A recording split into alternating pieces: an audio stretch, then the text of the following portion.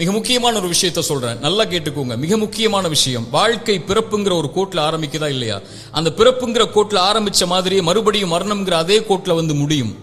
பிறக்கும் போது எப்படி ஒண்ணும் இல்லாம வந்தானோ அது போல மரணிக்கும் போதும் ஒண்ணுமே இல்லாம எல்லாத்தையும் விட்டுட்டு போயிருவான். அவனுடைய செல்வம், சொத்து, குடும்பம், குழந்தை எல்லாத்தையும் விட்டுட்டு ஒண்ணும் இல்லாம பிறந்தது மாதிரியே போய் சேர்ந்துருவான். அப்ப எதுக்கு இந்த வாழ்க்கை, எதுக்கு இவ்வளவு பெரிய போராட்டம்னு கேட்கக்கூடியவங்களுக்கு இறை தூதர் இந்த 3 செயல்களை நீங்க உலகத்துல வாழும் போதே விதை போடுங்கன்னு சொன்னாங்க. அது பின்னால நீங்க அறுவடை செய்வீங்க, நீங்க மரணிச்சதற்கு பிறகும் உயிரோட வாழ்வீங்க, அதன் காரணமான்னு சொன்னாங்க. அந்த 3 விஷயம் என்ன தெரியுமா? முதல் விஷயம், இறைவன் உங்களுக்கு செல்வம்னு ஒண்ணு கொடுப்பான், அது பிறருக்கு இந்த உலகத்திலேயே கொடுத்து உதவுங்க. அதன் மூலமாக ஒருவன் பலன் பெற்றிருந்தால், அதன் மூலமாக இன்னொருவன் பலன் பெற்றிருந்தால் அந்த தொடர் நன்மை உங்களுக்கு வந்தடையும்னு சொன்னாங்க. இரண்டாவது, இறைவன் உங்களுக்கு கல்வின்னு ஒண்ணு கற்றுக் கொடுப்பான். எதுவா இருந்தாலும் சரி, ஒரு எழுத்தா இருந்தாலும் சரி, அது பிறருக்கு பலன் பெற கற்றுக்கொடு. அதன் மூலமாக அவன் பலன் பெற்றிருந்தால், அதன் மூலமாக பலன் பெற்றிருந்தால் அந்த நன்மை வந்து சேரும்னாங்க.